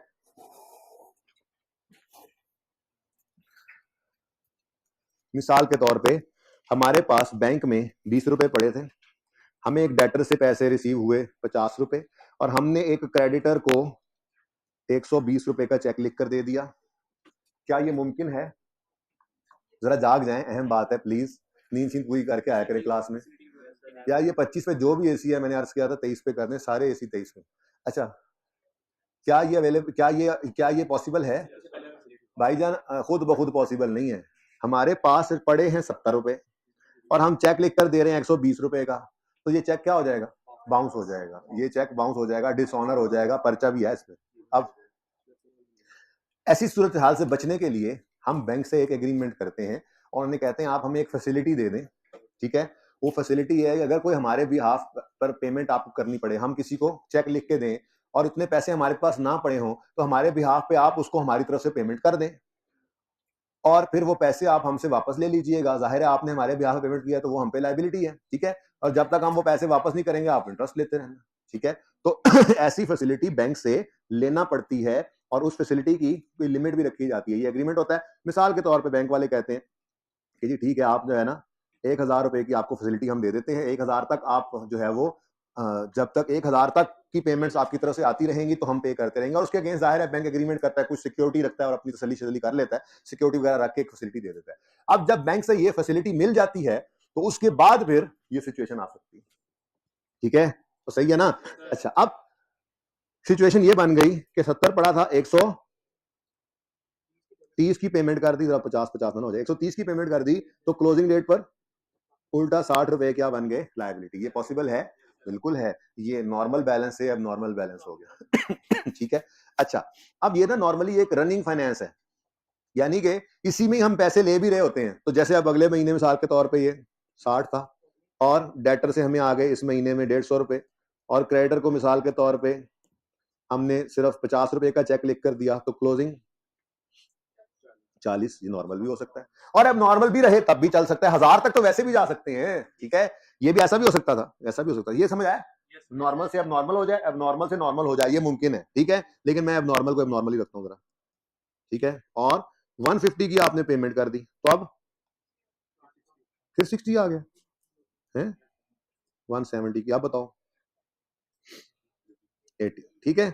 अब ये मिसाल के तौर पे डेली डेली बैलेंस है, और सिर्फ इतना ही नहीं होता, बहुत कुछ आ रहा होता है, जा रहा होता है इस अकाउंट में, तो ये डेली बैलेंस होता है। डेली बैलेंस पहले दिन के एंड पे 60 पड़ा था, फिर दूसरे दिन के एंड पे 80 है, फिर तीसरे दिन के एंड पे 70 हो गया, 50 हो गया, कभी पॉजिटिव हो गया, कभी नेगेटिव हो गया, चल रहा है ऐसे ऐसे ऐसे ऐसे ऐसे ऐसे बैलेंस हो रहा होता है। अब 365वें दिन का जो क्लोजिंग होगा, मिसाल के तौर पर 365वें दिन का क्लोजिंग है, ईयर एंड का क्लोजिंग है, तो ये बैलेंस शीट में तो जा सकता है, ये बैलेंस शीट में तो जा सकता है कि ये क्लोजिंग है, ठीक है ना, ये बैलेंस शीट में जा सकता है, बोलो। लेकिन मसला ये है कि लोन आउटस्टैंडिंग की अमाउंट निकालनी चाहे तो ये लोन आउटस्टैंडिंग की अमाउंट नहीं है ड्यूरिंग द ईयर, ये तो बड़ी ही मुसीबत वाला लोन है जो हर रोज ही बैलेंस बदलता है। तो ऐसे लोन के ईयर में कितना कितना आउटस्टैंडिंग रहा, एक एवरेज बैलेंस निकालना पड़ता है। वो यूं कहा जाता है जैसे जी डे 1 के ऊपर लेट से ये 60 था, फिर डे 2 पे ये 50 हुआ, फिर ये 70 हो गया, फिर ये 40 हो गया, फिर ये 10 हो गया, फिर ये ऐसे करते करते करते करते पूरे साल का रेट लेते हैं, डिवाइड बाय प्लस कर लेते हैं उनको ना, जो जो बैलेंस था रहा डिवाइड बाय 365 करके एक एवरेज आउटस्टैंडिंग बैलेंस आपके लिए निकाल के दिया जाता है, जो आपके लिए पॉसिबल नहीं है निकालना, ये पर्चे में आपको मिला करेगा। ये बात समझ आई है? ठीक है, ये बात नहीं समझ आई, ये बात नहीं समझ आई, किसको समझ नहीं आई, किसको क्या बात समझ नहीं आई, दोबारा बताएं। यहां से मैंने ये कहा कि देखें आपको 1000 रुपए की लिमिट मिली हुई है, क्या ये लाइबिलिटी है आप पे? नहीं है। क्यों नहीं है? क्योंकि आपने अभी तक वो सारी अवेल नहीं की। अब आपने इसमें से अवेल करना शुरू किया तो ये रनिंग फाइनेंस बैलेंस है, ये हर रोज बदल रहा होता है। तो जो हम ऐसे ये काम किया करते थे जी, लोन की अमाउंट है 100 रुपए और लोन 9 महीने आउटस्टैंडिंग रहा और ये बन गई इतनी अमाउंट, क्या ये पॉसिबल है आपके लिए करना? आप 1000 को ये कर सकते हैं 9/12 या 4/12? यहाँ पे नहीं कर सकते। उसके लिए फिर आपको सवाल में बैंक, और असल में बेटा आपसे बातें ना किया करें प्लीज, जब एक का सवाल चल रहा हो। बैंक और असल में प्रैक्टिकली भी आपको अगर आउटस्टैंडिंग बैलेंस चाहिए ना ड्यूरिंग द ईयर का एवरेज बैलेंस अगर चाहिए हो, ठीक है, तो वो बैंक ही आपको देता है। डेली वर्किंग होती है, डेली क्लोजिंग बैलेंस होता है, उस पर डेली रेट, डेली जो इंटरेस्ट रेट लग रहा होता है, तो वो बैंक ही आपको देता है। तो मेरे कहने का मतलब ये है कि इस फिगर को खुद निकालना जरा मुश्किल है कि आप जो है पूरे 365 दिन में हर दिन कितना बैलेंस आउटस्टैंडिंग रहा ये निकाल लें, उसको डिवाइड करें 365 से और एक फिगर निकालें एवरेज की, तो एवरेज आउटस्टैंडिंग बैलेंस सवाल आपको खुद बताया करेगा कि आपके लिए पॉसिबल नहीं है। इवन प्रैक्टिकली भी आप बैंक से ही पूछते हैं तो पर्चे में बैठ कर तो बिल्कुल ही छोड़ दें कि आप ये खुद निकालेंगे, ठीक है ना। तो एवरेज आउटस्टैंडिंग बैलेंस आपको मिलेगा, जो जरूरी नहीं है कि 1000 ही हो, ठीक है, 1000 तक तो आप मैक्सिमम जा सकते हैं, लेकिन ड्यूरिंग द ईयर आप 1000 तक गए या नहीं गए ये फिर सवाल बताया करेगा। अब वो जो एवरेज आउटस्टैंडिंग बैलेंस सवाल देगा, वो सवाल क्या बता रहा है, वो लोन आउटस्टैंडिंग वाली अमाउंट आपको बता रहा है। जो सिंपल लोन में हम कैसे निकालते थे जी, लोन इतना है, सिंपल लोन इतना है, इतने महीने इतने दिन पहले आया था, इतने दिन बाद चला गया, तो इतने मंथ्स आउटस्टैंडिंग थे, तो लोन आउटस्टैंडिंग निकल आया। लेकिन रनिंग फाइनेंस फैसिलिटी बड़ी मुसीबत है, इसमें कोई लोन ऐसे इकट्ठा उन्होंने 1000 हमें दे नहीं दिया, उन्होंने एक लिमिट दे दिया। अब हम यूज कर रहे हैं, उसमें पैसे आ भी रहे हैं, जा भी रहे हैं, आ भी रहे हैं, जा भी रहे हैं, वो बैलेंस हर रोज चेंज हो रहा है, चेंज हो रहा है। अब हम कैसे निकालें बैलेंस आउटस्टैंडिंग? तो वो बैंक आपको निकाल, वो सवाल आपको निकाल कर देगा, वैसे बैंक निकाल कर देता है, ठीक है। अब बात समझ आइए। अच्छा, अब इसका मतलब ये हुआ कि रनिंग फाइनेंस फैसिलिटी जो है वो एक जनरल लोन हुआ, क्योंकि ये फैसिलिटी जब बैंक हमें देता है तो हम ये नहीं कह रहे होते कि सिर्फ कंस्ट्रक्शन के लिए इसको यूज करना है, बल्कि ये एक जनरल पर्पस फैसिलिटी है।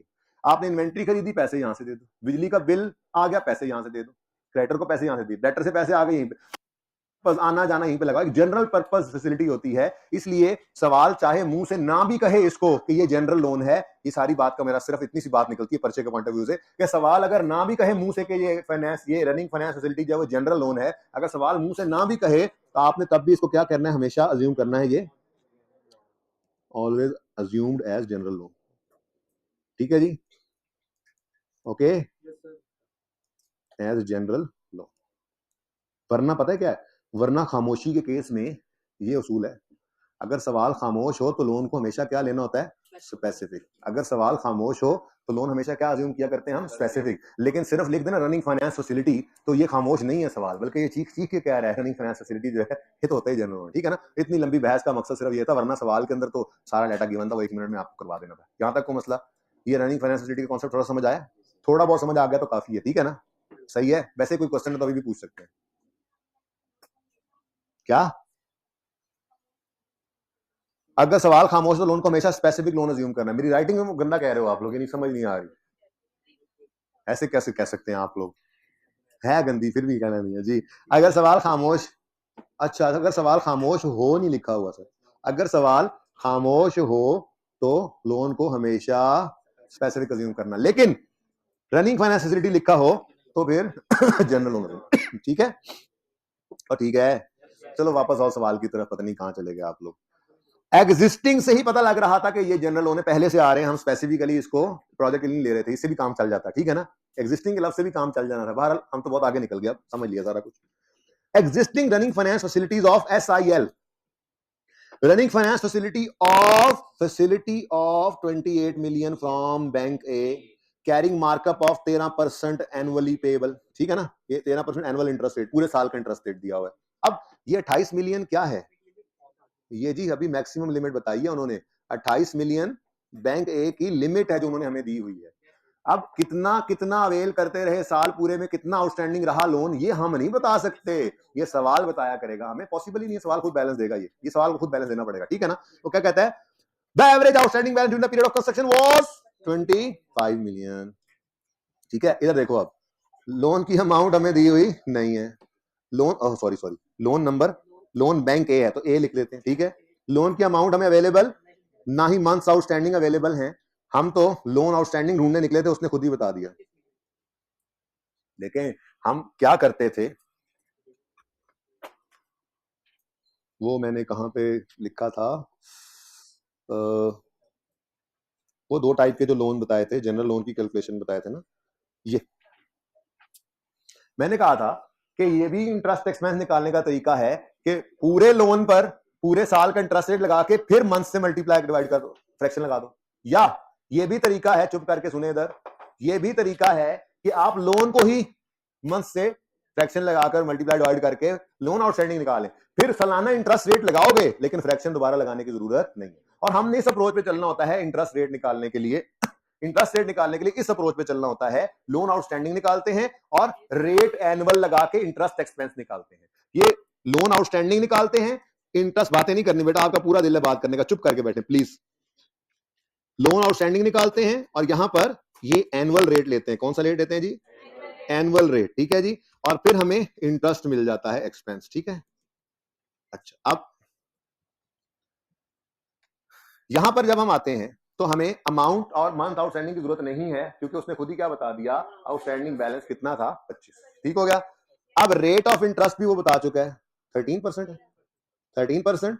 अब ये रेट कौन सा हमने यूज किया है, एनुअल, ठीक है। और अब जो इंटरेस्ट एक्सपेंस आएगा उसको फिर हमने फ्रैक्शन नहीं लगाना होता, ठीक है ना। हाँ बताओ, 3.25, ठीक है। चले next, running finance facility of 25, again facility of 25 million है। बेटा प्लीज नोट ना करें आप इस वक्त, थोड़ी देर के लिए बिल्कुल रुक जाएं। From bank B, bank B ने फैसिलिटी क्या दी हुई है, 25 मिलियन तक आप जा सकते हैं। The markup accrued during the period of construction, during the period of construction, ये कितने मंथ्स बनते हैं जी, 9 मंथ्स। अच्छा, तो मार्कअप यानी इंटरेस्ट एक्सपेंस ही दे दिया उसने, accrued during the construction was 3 million. Loan B के बारे में उसने 3 मिलियन बता दिया, भाई साथ साथ नोट ना करें प्लीज। और आगे कहता है and average running finance balance during the period was 20 million, ठीक है जी। और ये फिगर भी हमें बता दी उसने। अच्छा, अब वैसे अगर देखा जाए ना बच्चों, इधर देखें तो हमारी दोनों अवेलेबल फिगर्स अब कैलकुलेट हो चुकी हैं। 45 ये लोन आउटस्टैंडिंग लेते होते हैं हम, और हाँ लेकिन एक मसला है छोटा सा बच्चों, वो छोटा सा मसला क्या है,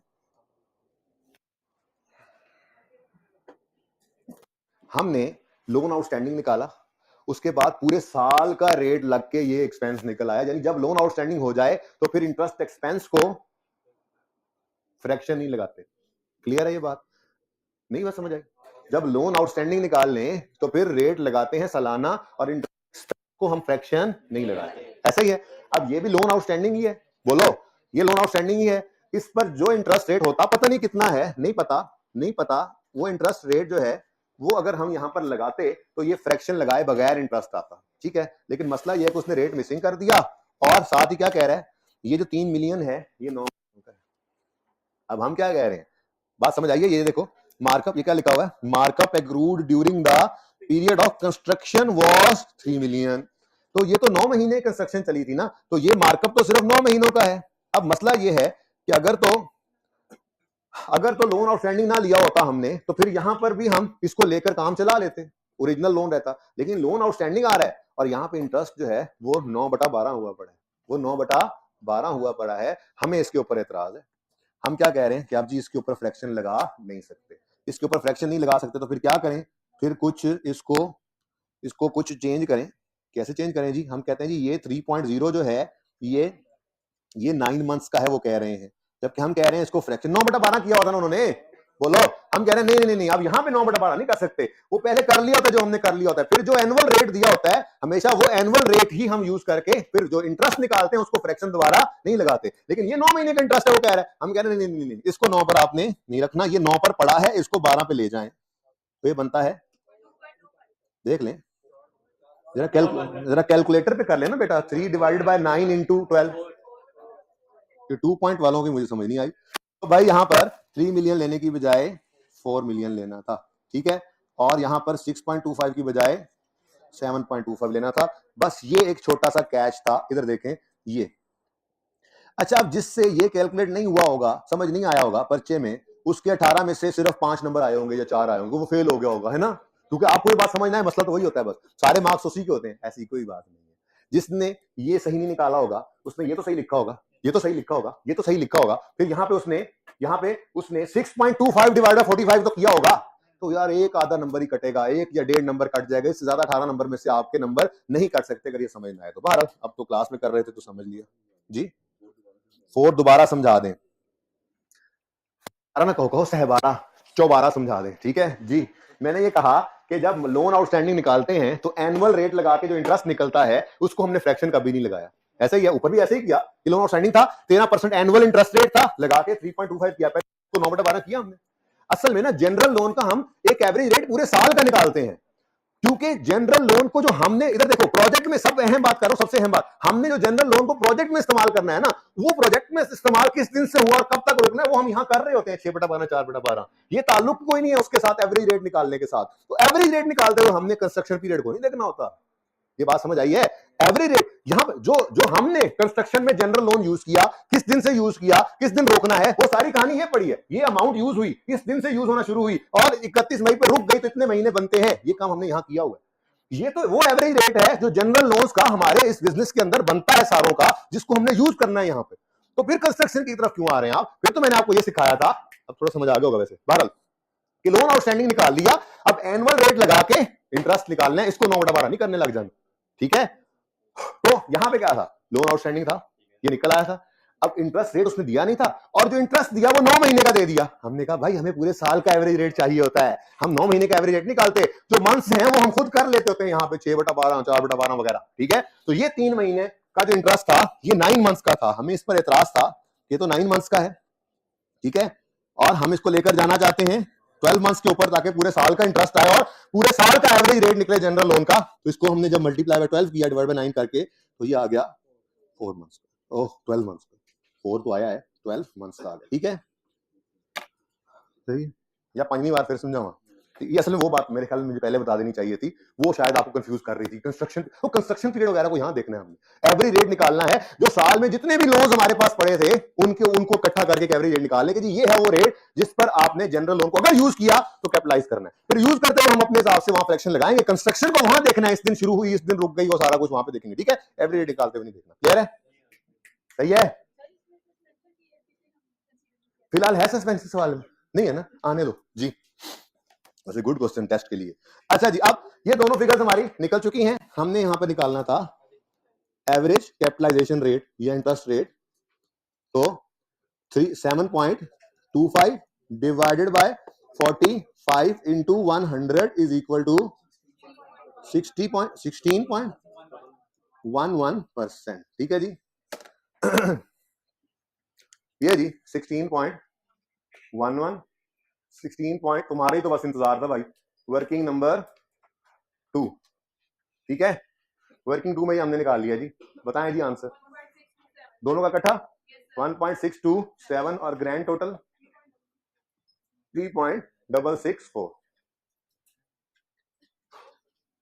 जी। इधर देखें आप, नेक्स्ट थिंग इज कॉस्ट भी निकालनी है, 10 15 12 9 कंस्ट्रक्शन कॉस्ट 10 जमा 15 जमा 12 जमा 9 कंस्ट्रक्शन कॉस्ट आ गई। क्या चीज बेटा, ये पेमेंट नहीं हुई इस पीरियड में कि हमारे पास आ जाए, लेकिन बिल्डिंग तो बन गई थी ना। कि आपने ये 9 मिलियन की बिल्डिंग बना ली है, मिसाल के तौर पे अगर 31 मई तक पेमेंट नहीं की तो आप बिल्डिंग कॉस्ट में शामिल नहीं करोगे। मैंने कब यहां पे लिखा हुआ है कंस्ट्रक्शन पेमेंट से, तो पहले दिन से मैं इसीलिए कॉस्ट लिख रहा हूं। ठीक है, अभी तो पैसे पे हो गए हैं, आगे सवाल करेंगे इंशाल्लाह, कल परसों 2 दिन रखे हुए इसीलिए रखे हुए हैं। हम कॉन्ट्रैक्टर को पैसे नहीं भी देंगे, वो बिल दे जाएगा तो हम बिल्डिंग की कॉस्ट में ऐड कर देंगे वो। ठीक है, 46 मैथ फी आ गई, कंसल्टेंट फी कोई नहीं, और 3.664 ये बन गया 664। ये भाई एडिशनल रिक्वायरमेंट थी आपको सवाल में, उसने उस आपने मांगा सवाल में बस यहां तक, तो सोल्यूशन में यहां तक नजर आएगा आपको, जाके चेक कर ले। 3.66 आई थिंक, अगर आप पावर में कर रहे थे 3664 आएगा 3664। ठीक है जी, तो ये लेवल का सवाल है, इस लेवल का कोई और सवाल नहीं है। इवन 7 भी जो आपने होमवर्क में करना है उसका भी वो लेवल नहीं है जिसका लेवल है, उसकी वजह सिर्फ ये है। तो ये मैंने आपको बता दिया इसकी कितनी को इंप्लीकेशन थी, ये 0.5 या 1 मार्क निकल जाएगा, क्योंकि आपने देखा सिर्फ ये रेट गलत होगा, उसमें बहुत सारी चीजें आपने सही लिखी होंगी, तो वो मार्क्स आपको देता रहता है। ठीक है ना, तो ये 18 नंबर के सवाल में से सिर्फ रेट सही ना निकालने वाले, जिसको वो 3 या 4 की समझ नहीं आई थी, उसका 1 नंबर कट जाएगा, इससे ज्यादा नहीं कट सकता। बाकी सब कुछ आपका ही है इस सवाल में। हाँ, जूम आउट करता हूं, पहले सुन ले जरा, इधर देखें जरा भाई, सब बच्चे इधर देखें, जिनके पास पुरानी बुक्स हैं उनके लिए ये कह रहा हूं कि पहले आमिर भाई 10 सेकंड तकरीबन यहां लगाएं, और उसके बाद फिर इधर देखें आमिर भाई, यहां तक इधर ये वाली डब्बे को ले लेना है, 10 सेकंड इधर लगा लें। ये पुरानी बुक वाले बच्चों को सोल्यूशन ये वाला चेंज करके लिख लेना है अपने पास, बाकी नए वालों ने तो बुक में भी यही है और नोट भी कर लिया, ले आए तो 10 सेकंड हो गए। अच्छा जी, अब जरा जल्दी से क्वेश्चन नंबर 7 देख लो, उसमें क्या है, कोई नई चीज तो नहीं है, और उसके बाद फिर मैंने वो इंपेयरमेंट वाला एक सवाल डिस्कस करना है, फिर छुट्टी करते हैं। ठीक है, तस्वीरों वाले जल्दी से तस्वीरें बना लें।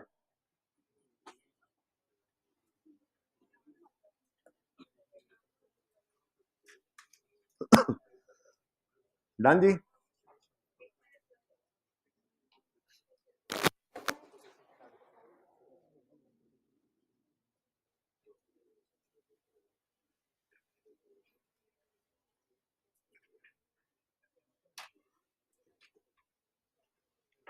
क्वेश्चन नंबर 7,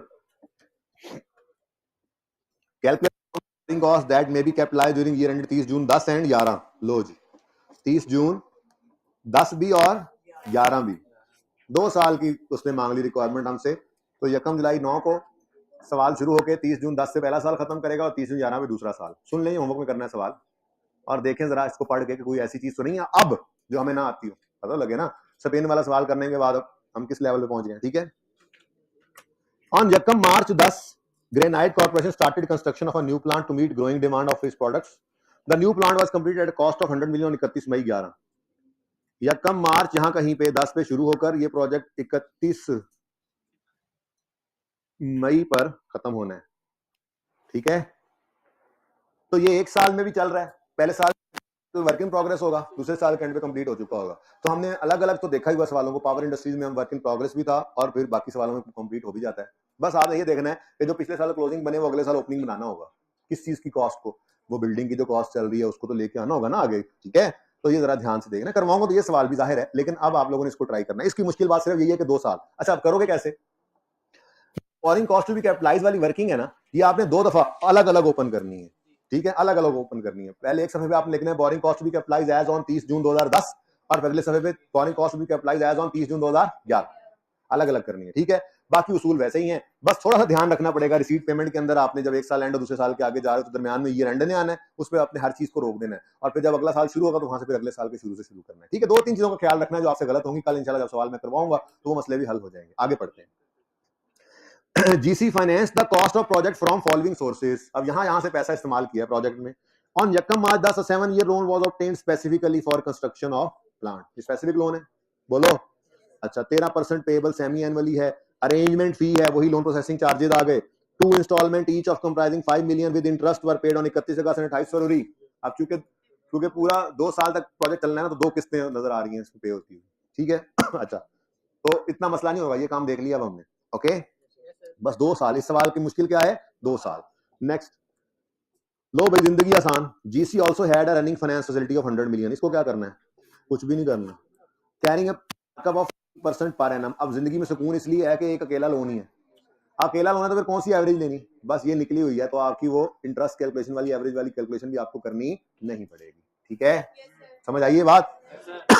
अच्छा, any additional amount required for project was provided through this facility, कहते हैं जो स्पेसिफिक लोन से पैसे पूरे ना हो तो इस जनरल लोन से हमने पे किए हैं, जिसका इंटरेस्ट रेट कितना है, 14%, निकाल, आसानी है, उल्टा मुश्किल नहीं।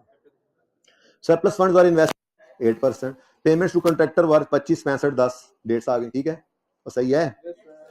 और the construction work was suspended, पूरा 1 महीना सस्पेंडेड रहा। The suspension was caused due to delay in shipment of essential components, मैंने बताया था आपको, बिल्डिंग बन रही है, स्मॉग आ गई, भट्टे बंद हो गए, ईंटें नहीं आ रही, महीना काम बंद रहा, नॉन रूटीन है, ये नॉन रूटीन है। 7 वाली बिल्डिंग गर्मी में बनने वाली, ये कभी नहीं कह सकती कि 7 वाली बिल्डिंग जो सर्दियों में बनी थी इसमें 1 महीना काम रुका रहा था due to non availability of ईंटें, तो मुझे भी 1 महीना काम मेरा रोकोगे तब मैं बनूंगी, वरना मैंने नहीं बनना।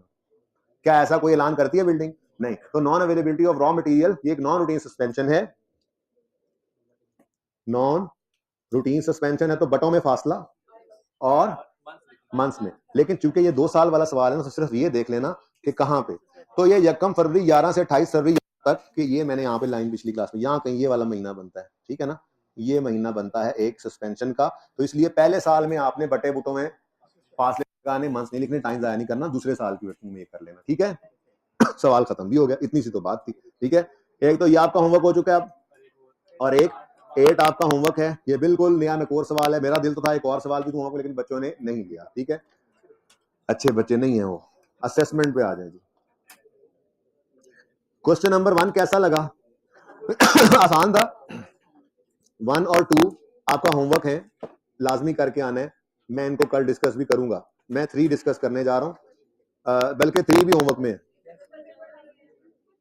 क्वेश्चन पेपर मिल जाता है अभी, क्वेश्चन पेपर क्यों नहीं है भाई, साकिब को बुलाएं, इस क्लास में क्यों नहीं है, पीछे पड़े, किस किस के पास नहीं है, माशाल्लाह, बुलाएं जी उनको कि वो बांटे, कहां पे है, साकिब को बुलाएं जल्दी से। अच्छा जी, चलें, तब तक यहां तो देखें ना बच्चों, पहले 3 सवाल मैं कल डिस्कस करूंगा, लेकिन लाजमी करके आइएगा, इनमें मुझे लगता है टेक्निकल सवाल सिर्फ यही था, निंजा वाला हो गया था। अच्छा, ये ना इंट्रो के अंदर किसी जमाने में 3-4 टाइम 5 टाइम पहले पास पेपर में आया था, ठीक है ना, तो असेसमेंट दी थी आप लोगों ने, बेटा चुप करें, किस लिए बोल रहे हैं आप मास्क मुंह पे लगा के, फिर आप थोड़ी बार कहना जरा दोबारा समझाएं, फिर मैंने कोई नहीं समझाना, आप 1 हफ्ते तक आपको दोबारा कोई बात नहीं समझानी मैंने। और भी जो ऐसे करेगा, पर्चे दे भाई, पर्चे दे बच्चों को, वो यहाँ पे जो खुद नहीं कहोगे तो इन्होंने कुछ नहीं करना होता, कुछ करने वाले होते तो मैं इतना तंग होता है इनके साथ, इतना खपता मैं। अच्छा जी बच्चों, असेसमेंट कितने बच्चों ने नहीं दी हुई, उनको ये बातें समझ नहीं आएंगी, ठीक है, पेपर ले लें, वो भी उनके पास ही मौका है। 1 2 3 ये आप लोगों ने ट्राई करके आने हैं, मैं 4 सबसे पहले करवाने लगूंगा, मेरे हिसाब से 4 सबसे ज्यादा टेक्निकल 4 ही था इनमें, ठीक है।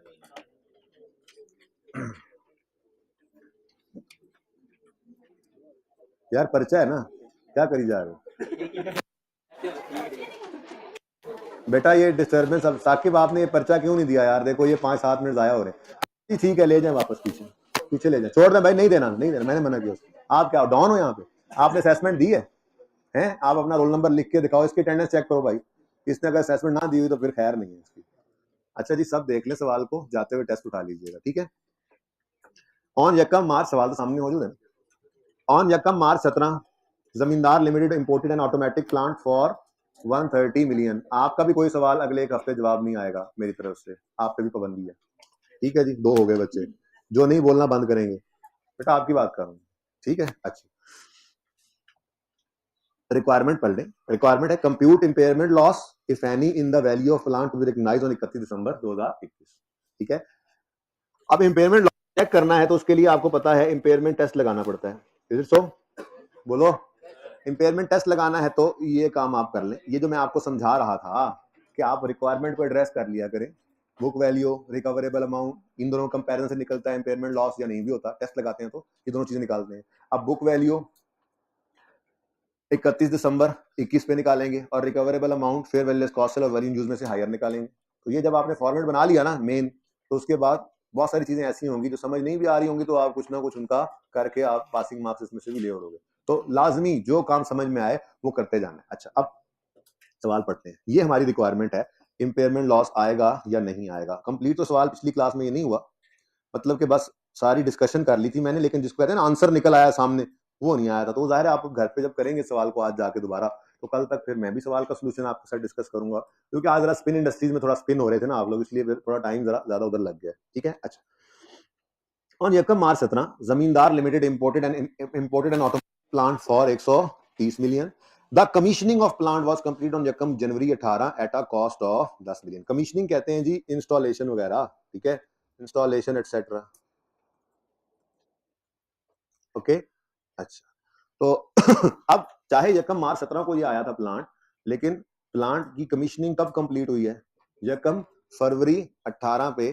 तो हमारे लिए तो एसेट यकम जनवरी 18 से ही अवेलेबल फॉर यूज होगा ना। उसके बाद इसकी कॉस्ट 130 मिलियन थी और 10 मिलियन इंस्टॉलेशन कॉस्ट है, तो हमारे लिए तो ये 140 का ही होगा ना, बोलो।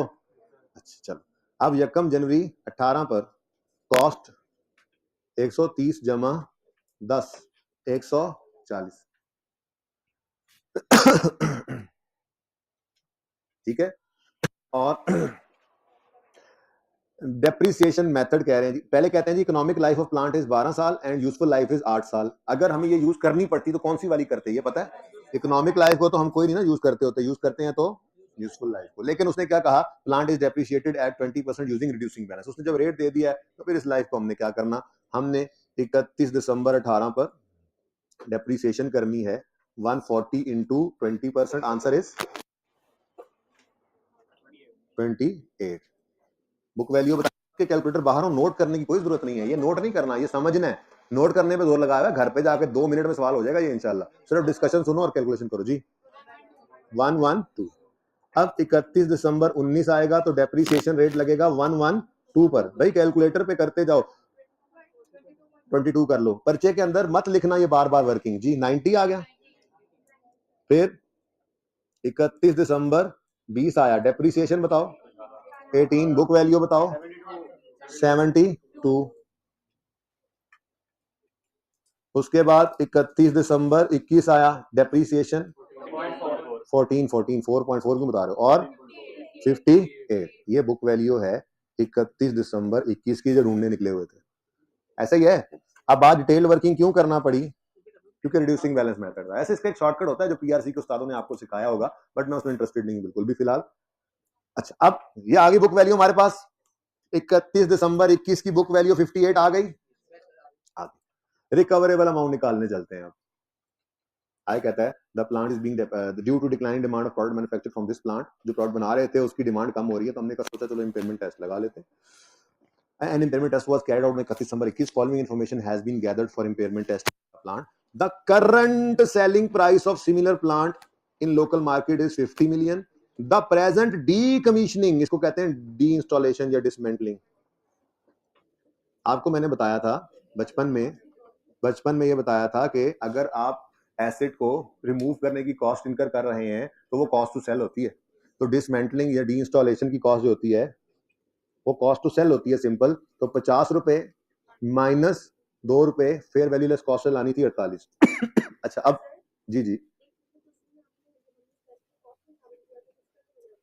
जी तो मैंने उस वक्त भी ये जवाब दिया था कि अगर स्टार्ट में खड़े होकर आपको डिसमेंटलिंग कॉस्ट बताएगा तो वो आपने ऐसे ही कॉस्ट में ऐड कर देनी है।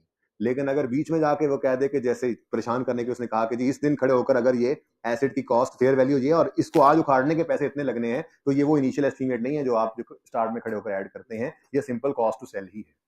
ठीक है ना। हाँ, अगर वो कहता स्टार्ट में खड़े होकर डिसमेंटलिंग कॉस्ट एसेट की जो बनती है एंड पे लाइफ के उसका आज का एस्टीमेट ये है, तो हम कॉस्ट में ऐड कर देते। लेकिन ये वैसी बात नहीं है। वो कह रहा है 3-4 साल गुजरने के बाद आज अगर इस एसेट की फेयर वैल्यू इतनी है और इसको डिसमेंटल करने के पैसे इतने लगेंगे, तो fair value less cost to sell वाला वो कॉस्ट टू सेल बता रहे हैं। ठीक है ना। तो इसलिए हमने इसको इधर ऐड नहीं किया, यहाँ पे नहीं करना। ये बात याद रखना, रेजिडुअल वैल्यू हो for the purpose of depreciation या डिसमेंटलिंग कॉस्ट हो, जैसे इस बच्चे ने सवाल पूछा, ये आप एसिडी कॉस्ट में से पहली बात डिसमेंटलिंग कॉस्ट को एसिडी कॉस्ट में ऐड करते हो या रेजिडुअल वैल्यू को for the purpose of depreciation minus करते हो। ये सिर्फ तब करना अगर लाइफ के पहले दिन खड़े होकर ये दोनों चीजें बता रहा हो आपको। ठीक है ना। लाइफ के पहले खड़े होकर कहे डिसमेंटलिंग कॉस्ट एंड पे या उसकी फेयर करंट वैल्यू आज इतनी है तो उसको एसेट कॉस्ट में ऐड कर देना। लाइफ के पहले खड़े होकर कहे इसकी रेजर्व वैल्यू लाइफ के एंड पर इतनी है तो उसको डेफिसिट पर्पस के लिए कॉस्ट में से माइनस कर लेना स्ट्रेट लाइन में, ठीक है ना। अगर इसके अलावा कहीं हो तो फिर उनको यहाँ पे यूज नहीं करना, ठीक है। अच्छा जी, अब किसी बच्चे ने इसको -2 नहीं किया तो बेटा कोई बात नहीं है, उसके 0.5 मार्क्स कट जाएंगे, लेकिन 50 तो उसने सही लिखा। फिर यहां से जब दो कंपेयर करके हायर उठाया, ये कॉन्सेप्ट है, इसके अपने मार्क्स होंगे, चाहे डिसीजन गलत भी होगा उसकी वजह से, लेकिन हायर उठाकर इधर लिखा उसके अपने मार्क्स होंगे। फिर उसको कंपेयर करके आगे नंबर लेके उसके अपने मार्क्स होंगे। गलती पे गलती के नंबर नहीं कटते हैं भाई, ठीक है। समझ लें इसको जितना जल्दी हो सकता है। Next, the plants net disposal proceed at the end of life is 4 million. वो जो वैल्यू एंड यूज की कैलकुलेशन के लिए कैश फ्लोज लिखते हैं उसमें एंड पे, साल के एंड पे इसको रखना था, ठीक है।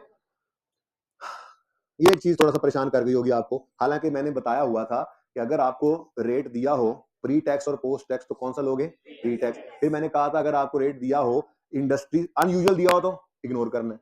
फिर अगर इंडस्ट्री का गिवन हो और बिजनेस का गिवन हो तो किसको लोगे, बिजनेस को। फिर मैंने साथ ही एक बात की थी, और अगर एसेट स्पेसिफिक दे दे तो उसको ले लेना है। यहाँ पे एसेट स्पेसिफिक रेट गिवन है, वो क्या कह रहा है, मार्केट रेट कितना है, मार्केट रेट है 8%, however an investor would ask additional return of 2% for bearing the uncertainty inherent in such plant। ऐसे प्लांट के लिए 8% की बजाय, मार्केट रेट की बजाय 2% एडिशनल लगेगा। तो डिस्काउंट रेट जो यूज करना था आपने वो 10% करना था ड्यू टू इनहेरेंट रिस्क। वो बहरहाल मैंने आपको ये शॉर्टकट बताया हुआ था कि अगर अगर अगर एसेट स्पेसिफिक हो जाए तो आपने फिर वही रेट यूज करना होता है, फिर आप मार्केट रेट को छोड़ देते हैं। अब आपके अपने एसेट का एग्जैक्ट रेट बता दिया ना उसने, मार्केट में 8% होता होगा पर इस प्लांट के हिसाब से 10% ही है, ठीक है ना।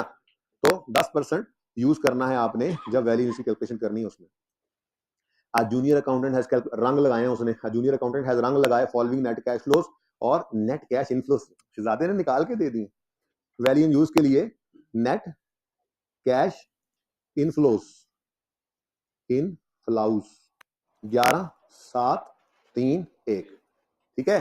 लेकिन इसमें कुछ मसले थे। अब जुबानी सुनो और घर जाने की तैयारी करो, ठीक है ना। ये भी होमवर्क है, होमवर्क ज्यादा हो गया आज। एक कल वाला उधार है, 8वां सवाल जो है वो 10 मिनट से ज्यादा का है ही नहीं, इसलिए ये टेस्ट के सवालों में सबसे पहले ये करना है, उसके बाद फिर क्वेश्चन 1, दूसरा एमसीक्यू वाला और तीसरा निंजा वाला ट्राई करके ना मैं करवाऊंगा। अब सुनो इधर, review of accountants working has revealed following, depreciation of plant has been included as outflow in each year.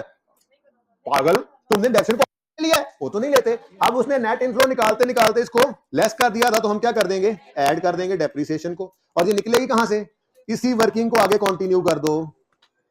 हर साल की डेप्रिसिएशन आ जाएगी 4-5 साल की, ठीक है, समझे। अच्छा, फिर वो कहता है और तो और tax payment of 2 million for each year भी आउटफ्लो ले लिया। हमने कहा शर्म आनी चाहिए तुझे, माइनस नहीं करना था, इसको भी ऐड कर दो 2 2 2 2। और एक इन्वेंट्री बेची है जो प्लांट पिछले साल में बना चुका था, अब फ्यूचर कैश फ्लोज में आपने इसको भी नहीं लेना था, तो इन फ्लोज में जब गलत चीज ले लिया तो उसको भी क्या कर दो, माइनस कर दो इन्वेंट्री की सेल। इससे आपके पास सही वाले कैश फ्लोज आने थे, और एट द रेट ऑफ 10% आपने इसकी प्रेजेंट वैल्यू निकालनी थी, और वैल्यू ऑन यूज निकाल के इस सवाल में से जो है वो इंपेयरमेंट लॉस।